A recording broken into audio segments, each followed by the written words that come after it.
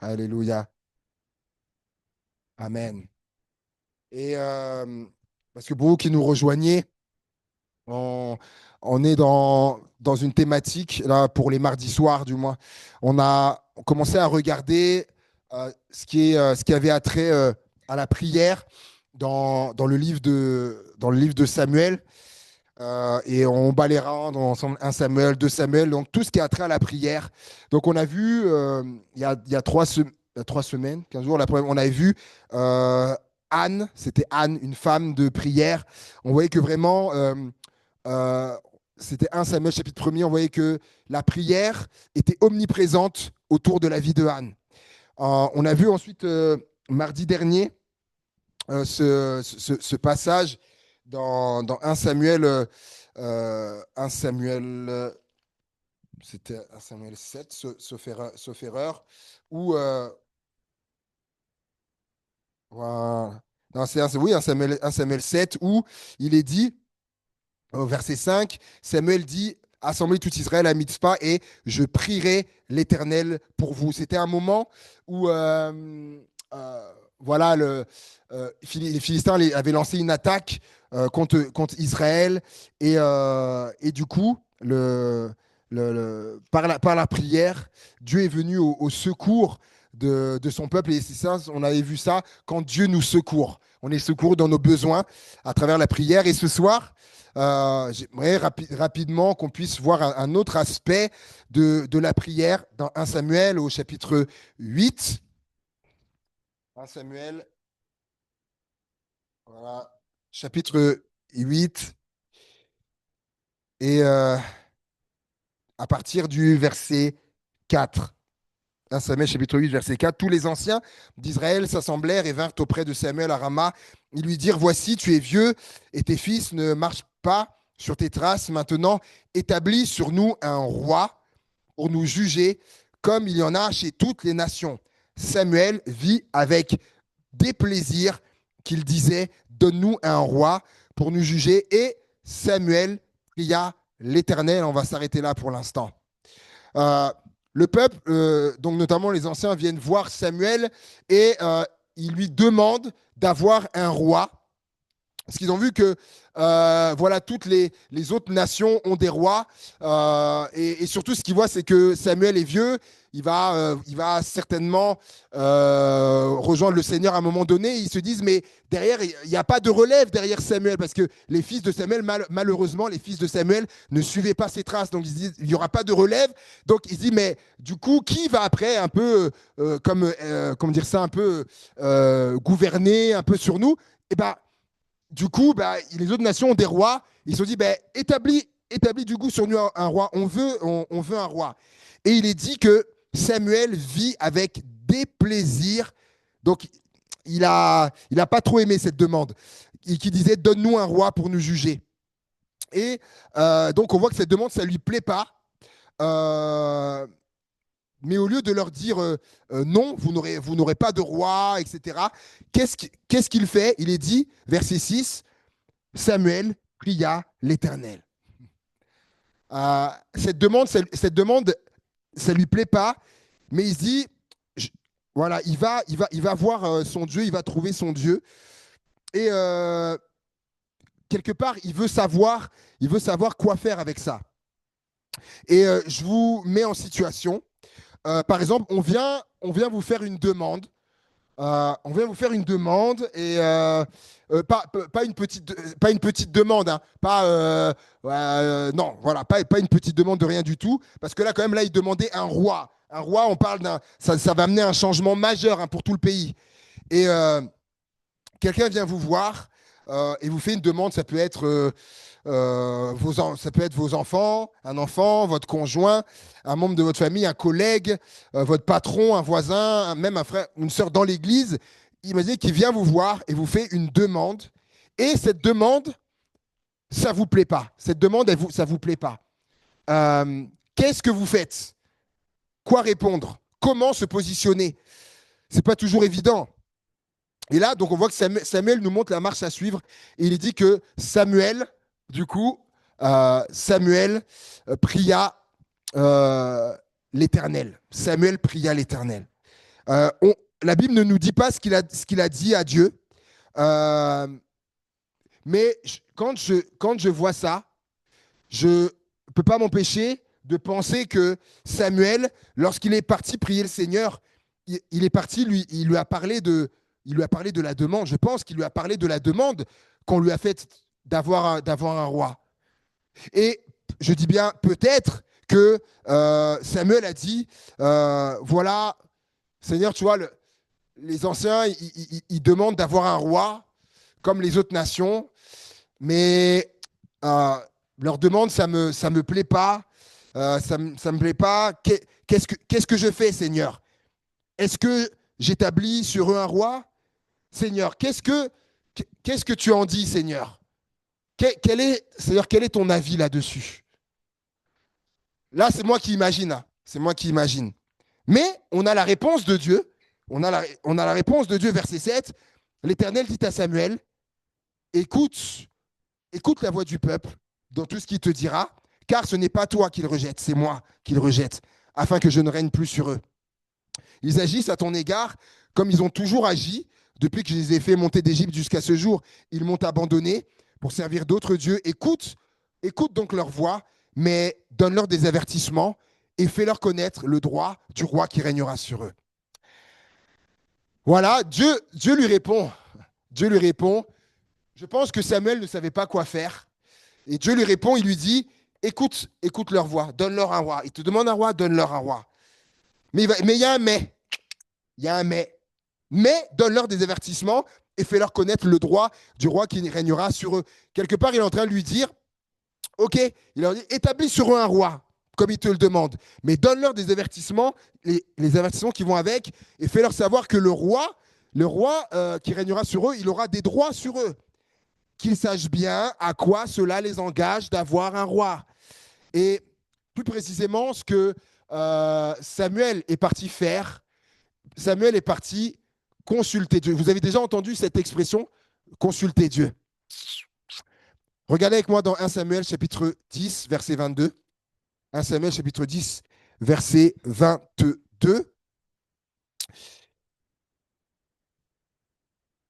Il est dit, 1 Samuel 10, verset 22, on consulta de nouveau l'Éternel. Y a-t-il encore un homme qui soit venu ici? Et l'Éternel dit, voici, il est caché vers les bagages. Je ne sais pas si vous savez ce qui se passe à ce moment-là. C'est justement là, c'est la suite en fait. Là, on arrive au moment où il faut choisir le roi, établir le roi. Ils ont demandé un roi, Dieu a dit, donne-leur un roi. Et là arrive le moment. Et bien non, mais ok, mais c'est qui? C'est qui va être le roi du coup? Et le choix du roi, là, ne s'est pas fait comme pour David. Pour David, par exemple, Dieu avait dit à Samuel, tu iras chez Isaïe, parce qu'il y a parmi ses fils là-bas, il y a celui que j'ai choisi, il y a celui que je désire pour roi. Là, c'est pas ça. Là, ça ne s'est pas passé comme ça. Il est dit au verset 19, non, pardon, verset 20, Samuel fit approcher toutes les tribus d'Israël et la tribu de Benjamin fut désignée. Il fit approcher la tribu de Benjamin par famille, et la famille de Matri fut désignée. Puis, Saül, fils de Kis, fut désigné, on le chercha, mais on ne le trouva point. Et c'est là qu'il est dit, verset 22, alors on consulta de nouveau l'Éternel. Et ça, c'est intéressant. C'est intéressant parce que donc Samuel est là. Il y avait donc, vous savez, il y avait combien de tribus d'Israël? 12. Là, il fait approcher les 12 tribus. Les 12 tribus en entier. Et là, c'est parmi les 12, c'est la tribu de Benjamin qui a été désignée. Donc, quelque part, les autres, hop, au revoir, entre guillemets, hop, hop, hop. Du coup, OK, le roi, il sera dans de la tribu de Benjamin. OK, mais maintenant, c'est qui? Ils sont beaucoup. Maintenant, dans la tribu de Benjamin, celle qui a été désignée, c'est la famille d'un homme qui s'appelle Matri. Et OK, donc parmi toutes les familles qu'il y avait dans la tribu de Benjamin, les autres, on dit, du coup, au revoir, les autres, c'est la famille de Matri, c'est le roi, il est dans cette famille-là. Probablement que Matri avait plusieurs fils, mais maintenant, à savoir, c'est qui le roi? Et là, celui qui a été désigné, c'est son fils qui s'appelle Saül. Mais voilà, Euh, il le cherche, on ne le trouve pas. C'est Saül. Mais là, on demande Saül, Saül, voilà, seulement il y avait les autres fils. Ah, Saül, il n'est pas là. On dit, mais il est où? Et c'est là il est dit, on consulta de nouveau l'Éternel. Y a-t-il encore un homme qui soit venu ici? L'Éternel dit, voici, il est caché vers les bagages. C'est quand même cocasse. Il était parti se cacher derrière les bagages. Oh. Et moi, ce que je remarque, c'est que ils étaient là, ils le cherchaient, ils ne le trouvaient pas. Et alors, qu'est-ce qu'ils ont fait? Ils consultèrent l'Éternel. Ils ont consulté Dieu. Bah, Seigneur, nous, on sait pas où est-ce qu'il est, Saül. Seigneur, mais toi, Seigneur, toi, tu sais, il est où? Et là, Dieu a répondu, il est derrière les bagages. Consultez l'Éternel. Eux, ils cherchaient ça. Vous savez, des fois, on cherche des choses. On cherche des choses des fois dans la vie. Euh, Peut-être que tu es là ce soir et tu cherches des choses. Euh, Ça peut être quelque chose de matériel, peut-être quelque chose que tu retrouves plus, tu sais pas où cette chose allait. Là, je vous le livre, je vous le dis, hein. Depuis notre déménagement, donc dimanche, comme j'ai dit, ça fait 1 an qu'on est arrivé dans la région. Il y a un objet dans notre déménagement parce qu'on est arrivé dans des circonstances particulières. On a dû changer de logement, etc.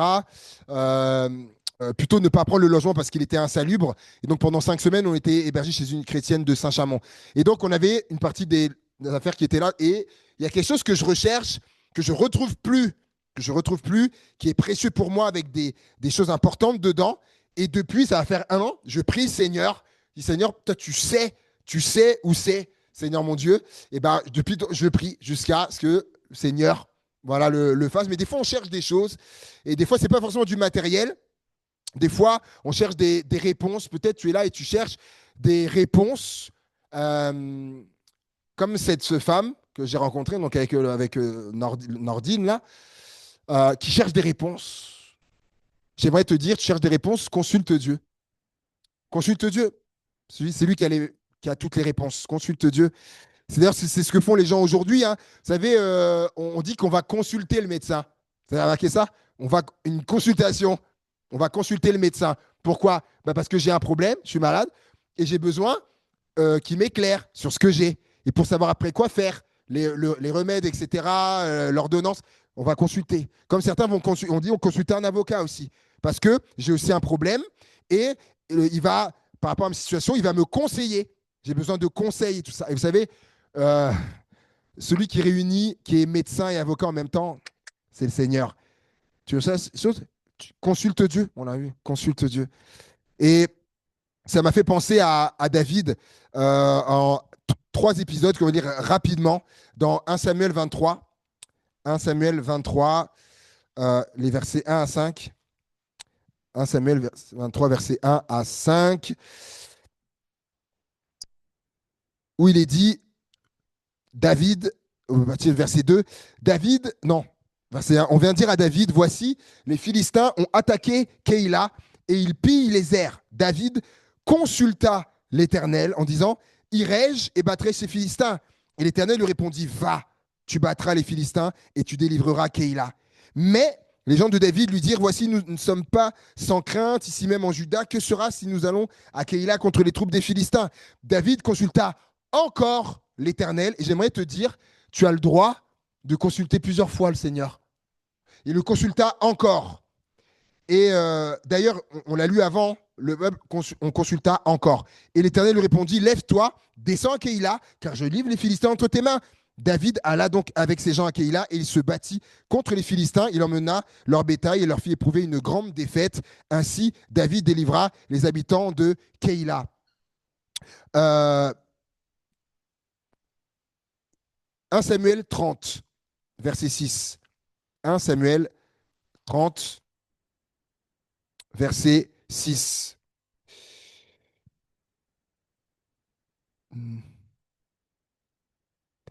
Mais avant de lire, je crois qu'il y a quelque chose qui est important de vous dire, ça me vient là. Dans le passage avant, David va consulter Dieu, parce qu'il y a la ville de Keïla qui a été attaquée par les Philistins, et il va consulter Dieu, il va lui dire, Seigneur, irai-je et battrai-je? Pour dire, mais vous savez, David, il est dit dans 1 Samuel 17, verset 5, que David remportait toutes les batailles dans lesquelles Saül l'envoyait. David, c'est un très grand guerrier. Et là, il aurait pu se dire, mais attends, puisque là, j'ai remporté mes batailles et tout ça, je peux y aller. Je peux y aller à cette bataille. Et là, non. David, avant, il consulte Dieu. Il dit, Seigneur, est-ce que j'y vais? J'y vais ou pas? Et des fois, il dit, Seigneur, mais telle chose, Seigneur, est-ce que j'y vais? Est-ce que des fois, on pose des questions au Seigneur? Seigneur, est-ce que j'y vais? Est-ce que je vais remporter la victoire? Et le Seigneur va lui dire, vas-y, tu peux y aller, tu remporteras. Vous avez vu, c'est les gars qui étaient avec lui, ils étaient dans la crainte. Donc David va consulter à nouveau, il retourne. Et Dieu va lui dire, vas-y, va et tu vas battre. Je crois que c'est important, tu vois, de réaliser ça. Parce que vous savez, le seul qui a dit un jour, ah non, mais de toute façon, moi, je m'en sortirai comme les autres fois. Dans la Bible, le seul qui a dit ça, il s'appelle Samson et il a mal fini. Et je trouve ça beau de David avant, il gagnait bataille sur bataille. Il gagnait, mais ça ne l'empêche pas d'aller consulter Dieu avant, de dire, Seigneur, avant que j'y aille, Seigneur, qu'est-ce que je fais? Est-ce que j'y vais ou pas? Et 1 Samuel chapitre 30, verset 6, David fut dans une grande angoisse, car le peuple parlait de le lapider, parce que tous avaient de l'amertume dans l'âme, chacun à cause de ses fils et de ses filles. Mais David reprit courage en s'appuyant sur l'Éternel, son Dieu. Il dit au sacrificateur Abiatar, fils d'Achimélec, apporte-moi donc l'éphod. Abiatar apporta l'éphod à David, et David, qu'est-ce qu'il fit? Verset 8, David consulta l'Éternel en disant, poursuivrai-je ces troupes? Donc, est-ce que j'y vais, Seigneur? Est-ce que je vais les poursuivre? L'atteindrai-je? L'Éternel répondit, poursuis, car tu atteindras et tu délivreras. Et 2 Samuel, verset 2, et on va terminer avec ça, 2 Samuel, verset 2, chapitre 2, pardon, et verset 1er. Après cela, David consulta l'Éternel en disant, monterai-je dans une des villes de Juda? L'Éternel lui répondit, monte. David dit, et où monterai-je? Et l'Éternel répondit, à Hébron. Et ça, j'ai terminé avec ça, c'est fort. Ça, c'est fort. Là, David, il consulte Dieu, il demande, Seigneur, est-ce que je monte là-bas? Dieu lui dit, vas-y, c'est bon. Vas-y, monte. Est-ce que je vais à tel endroit? Oui. Et après, il lui demande encore, OK, mais je vais où? Parce qu'il y avait plusieurs villes. Et Dieu lui dit, à Hébron. Je pose la question, et ça, Dieu est capable même de te montrer même la ville, de te dire la ville où tu dois aller lorsque tu le consultes. Ou même dans un choix que tu as à faire, Seigneur, tel ou tel travail. J'ai eu des offres d'emploi. Seigneur, il y a telle offre d'emploi. Seigneur, c'est lequel? Parce que nous, on va choisir par nous-mêmes, où le salaire, il est mieux, etc. OK, mais avant ça, d'aller consulter, Seigneur, c'est quelle offre d'emploi, Seigneur? Quelle entreprise? Il y a plusieurs entreprises qui sont intéressées par moi. Seigneur, c'est laquelle? Là, je pense à une adote là, qui maintenant va partir à Toulon, à côté, à la Seine-sur-Mer. Du coup, il y avait aussi différentes possibilités. Et prier le Seigneur. Seigneur, c'est où? Seigneur, c'est où? Waouh. Et là, le Seigneur a ouvert les portes à la Seine-sur-Mer pour un logement, je crois, un studio, quelque chose comme ça. Et également l'alternance aussi qu'elle voulait. Dieu a ouvert. Et ça me touchait de voir une adote consulter Dieu. Consulter Dieu, une adote qui a eu 17 ans. Waouh. Et donc, je dis que le Seigneur est capable de te montrer, de te dire. Et là, Dieu va lui dire, la ville, tu vas à Hébron. OK. Et je terminerai avec ça, avec un témoignage de lorsque le Seigneur m'a mis à cœur d'aller à l'école biblique. D'aller à l'école biblique. C'est pour ça que je vous disais que... Et du coup, je dis OK, chanter, le Seigneur m'appelait à ça. Et sauf qu'il y avait plein d'écoles bibliques. Il y avait plein d'écoles bibliques. Et du coup, je dis, ben, Seigneur, qu'est-ce que je fais? Qu'est-ce que je fais? Je vais dans laquelle? Je vais dans laquelle? Et parce qu'il y en avait plusieurs. Et un jour, donc je prie pour ça pendant des semaines. Et un matin, je me réveille. Donc j'avais pris la résolution de prier pour ça chaque jour. Chaque jour. Et un matin, je me réveille et je sors de mon lit et dans mon esprit, il y a trois lettres qui tournent en boucle dans ma tête. Trois lettres. C'était les lettres ITB. ITB, ITB, ITB, ITB. Bon, d'accord. Au départ, je ne comprends pas. Je fais ma journée et je ne comprends pas pourquoi ITB. Et puis à un moment donné, je dis, mais ITB. Et là, cette pensée qui me dit mais pourquoi tu pries depuis un moment? Ah, d'accord, l'école biblique. Et là, je vais sur Internet et je tape ITB. Je tape ITB et là, je vois les résultats et puis je clique dessus. Et puis, ça, c'est pour l'anecdote, hein. Et je vais dessus et puis je dis, tiens, mais elle est bizarre quand même comme école biblique. C'est bizarre comme école biblique parce que je voyais ce qu'il faisait. Et en fait, euh, je me suis dit, non, c'est vraiment bizarre. Et du coup, je reviens en arrière sur Google et, et je comprends pourquoi je trouvais ça bizarre parce que j'étais allé sur ITB, sauf que c'était ITB, mais c'était Institut de traitement de la betterave. Ouais, et du coup, ah oui, mais forcément, là, il y avait un problème.